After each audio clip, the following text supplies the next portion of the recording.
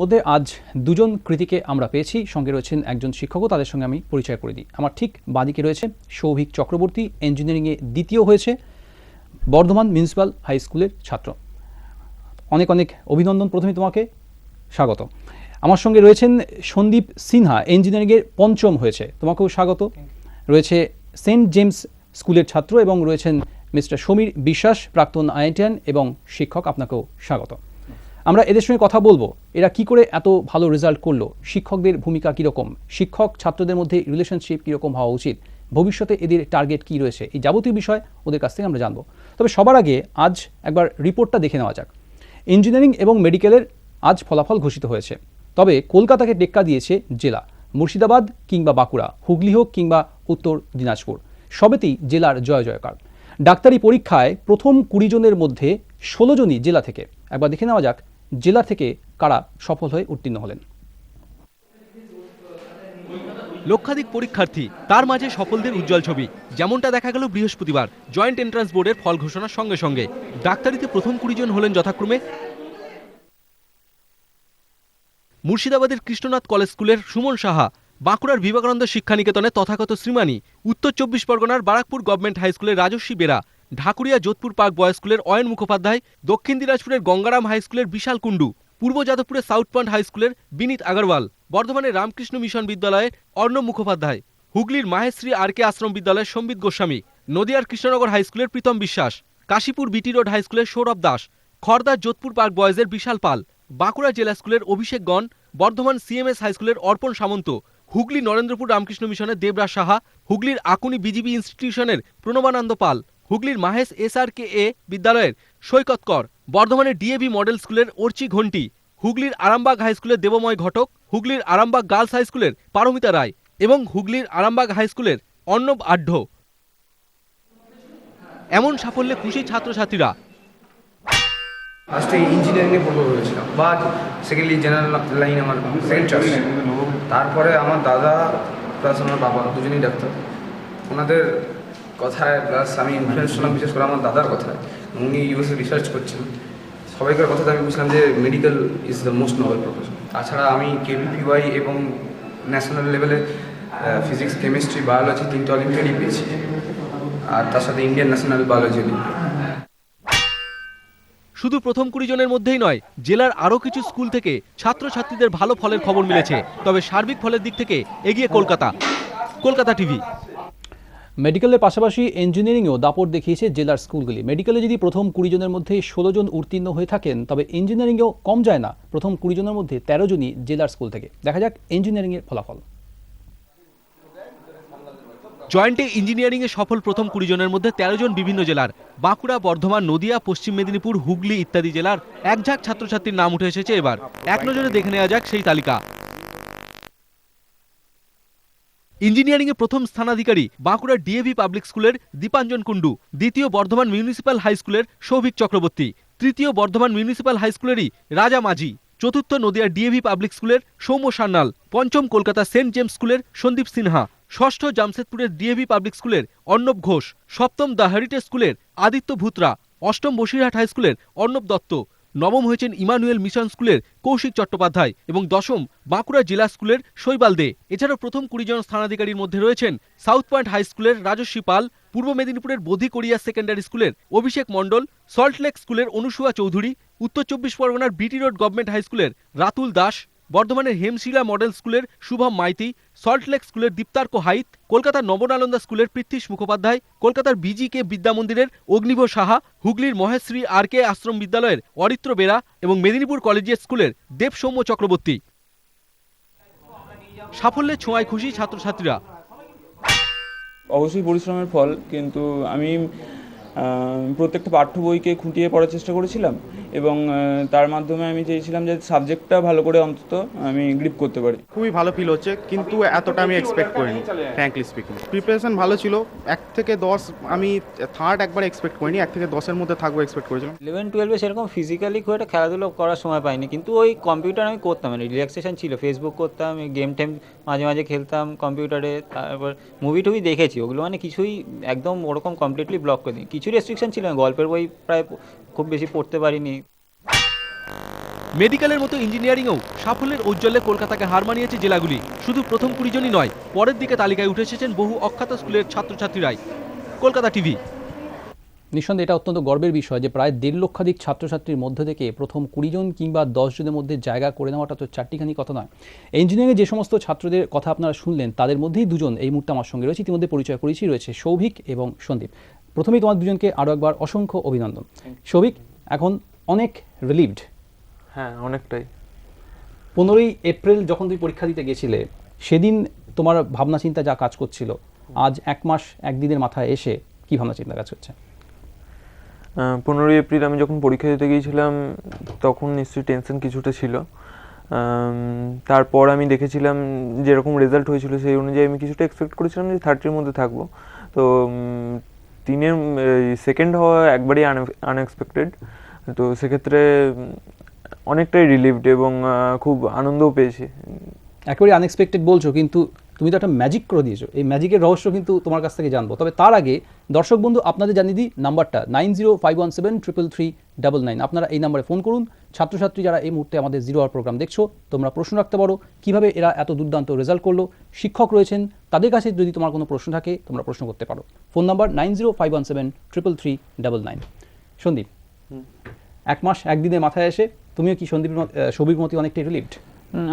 হ্যাঁ, রিলিফ তো বটেই। মানে আমার সেরকম ওয়েস্ট বেঙ্গল জয়েন্টের ওই দিন কোনো মানে মাথায় একদম ব্ল্যাঙ্ক ছিল।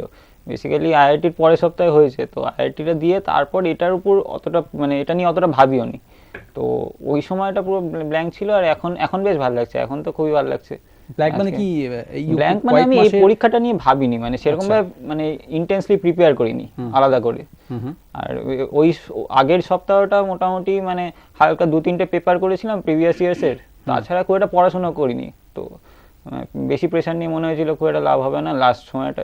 তো এবার ওই সময়টা মোটামুটি মানে যতটা পেরেছিলাম পড়াশোনা ছেড়ে দিই। একেবারে আনএক্সপেক্টেড সেকেন্ড হবে, সেই ম্যাজিকের আনসারটা তোমার কাছ থেকে জানবো।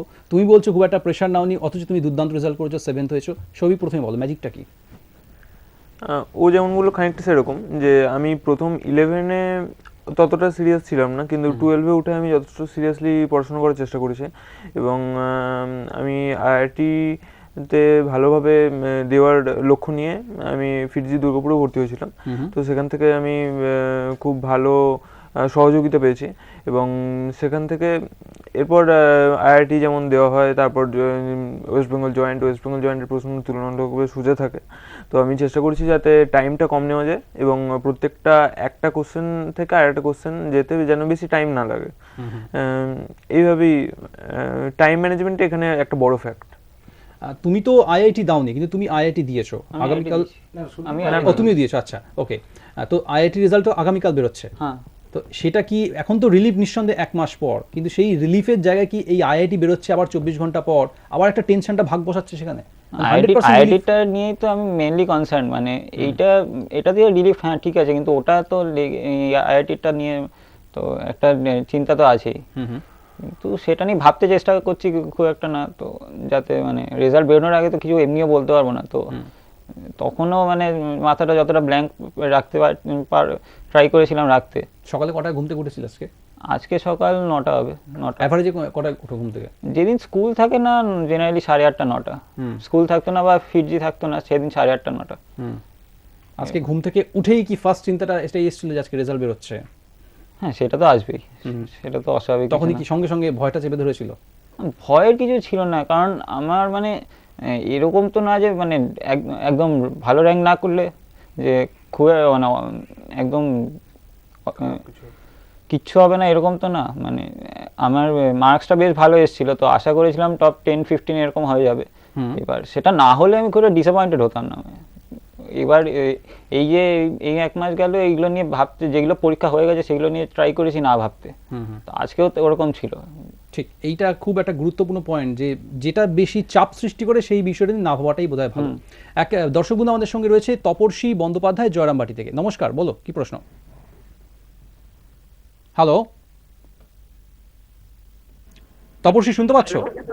হ্যাঁ, শুনতে পাচ্ছি। বলো তোমার প্রশ্ন কি, বলো। হ্যাঁ, আমি জয়রামবাটি থেকে ফোন করেছি। আমি রামকৃষ্ণ মিশন সারদা বিদ্যা মহাপীঠে পড়ি, ইংলিশ অনার্স। আমি সবাইকে শুভেচ্ছা জানাতে চাই যারা এরকম রেজাল্ট করেছেন। অবশ্যই আমাদের পাশে যে আরামবাগ হাই স্কুল আছে ওখান থেকে 3জন র্যাঙ্ক করেছে ইঞ্জিনিয়ারে, সরি ডাক্তারিতে, তাদেরকে শুভেচ্ছা জানাতে চাই। আর এরকম সাফল্য পেলো সেটা নিয়ে তো আলোচনা করা হচ্ছে শুনছি আমি। তো আরেকটা প্রশ্ন, যে ওরা যখন বোর হতো ওরা কি করতো, মানে যখন বোর ফিল করতো ওরা কি করতো, কম্পিউটার গেমস না গান, কোনটা? ওকে, বুঝতে পেরেছি, ধন্যবাদ ফোন করার জন্য। তোমরা যখন বোর হয়ে যাও তখন তুমি কি করতে? আমি জেনারেলি গান শুনতাম, আমার রবীন্দ্রসঙ্গীত শুনতে খুব ভালো লাগতো। আর এছাড়াও আমি ইনডোর গেম কিছু খেলতাম বন্ধুদের সাথে,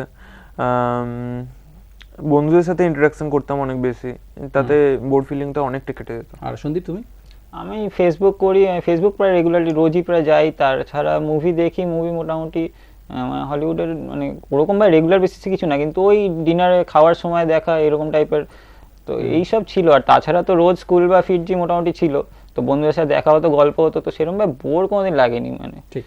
সৌভিক এবং সন্দীপের পাশাপাশি আমাদের সঙ্গে রয়েছেন সমীর বিশ্বাস, ফ্রেন্ড, ফিলোসফার এবং গাইড। মিস্টার বিশ্বাস, আপনার কি মনে হয় এদের সাফল্যের পিছনে কি রসায়ন রয়েছে?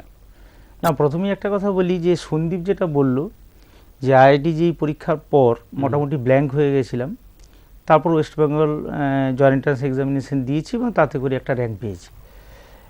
যেটা হয় ফিটজিতে আইআইটির জন্য যেই ধরনের প্রিপারেশন দেওয়া হয় এবং টার্গেটটা যেই লেভেলে ওদের কাছে থাকে, তাতে যদি স্ট্যাটিস্টিক্স আপনি নেওয়া যায় তাহলে কলকাতা সেন্টার কেন, আমাদের ফিটজি দুর্গাপুর সেন্টার সব জায়গাতেই কিন্তু প্রায় 90% স্টুডেন্ট তারা কিন্তু ওয়েস্ট বেঙ্গল জয়েন্ট এন্ট্রান্স এক্সামিনেশনে খুব ভালোই ফল করে।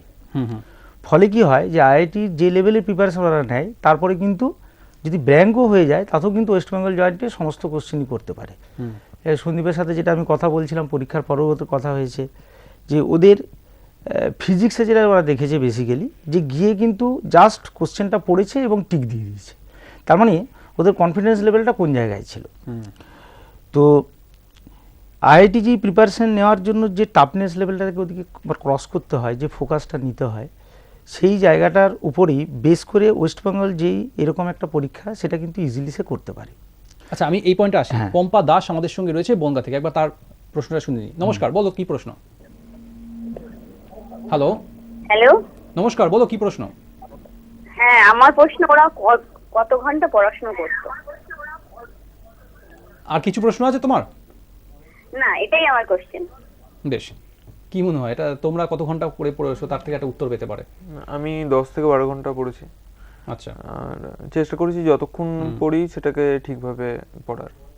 আর সন্দীপ তুমি? আমার স্কুল বা ফিটজি যেটা থাকতো ওটা 6-7 ঘন্টা মোটামুটি নিয়ে নিত, 6-7-8 ঘন্টাই প্র্যাকটিক্যালি। তাছাড়া ইয়ে করে হয়তো সেলফ স্টাডি দিনে 3-4 ঘন্টা হতো, আর যেদিন বাড়িতে থাকতাম সেদিন 8 ঘন্টা অন অ্যান অ্যাভারেজ। মানে এরকম হয়েছে যে আমি 12 ঘন্টা পড়েছি পরীক্ষার আগে, মানে ইভেন বোর্ড পরীক্ষার আগে, তো কিন্তু অ্যাভারেজে হয়তো 8 থেকে 9 ঘন্টাই হবে আমার। বেশ, আমি মিস্টার বিশ্বাস আপনার কাছে আসবো, একটা বিরতির সময় হয়ে গেছে, বিরতিটা নিতে হবে। তবে বিরতিতে যাওয়ার আগে আপনার কাছে যে বিষয়টা আপনি বলছেন সেটা ফিরে আসবো বিরতির পর। প্লাস তোমাদের কাছে যেটা বিরতির পর জানতে চাইবো যে ঘন্টার পর ঘন্টা পড়লেই কি সাফল্য পাওয়া যায়? বিরতির পর তোমাদের কাছ থেকে এই উত্তরটা নেওয়ার চেষ্টা করবো, নাকি এর পিছনে অন্য কোনো ম্যাজিক রয়েছে। একটা বিরতির সময় হয়েছে 0 আওয়ারে, ফিরে আসছি, সঙ্গে থাকুন।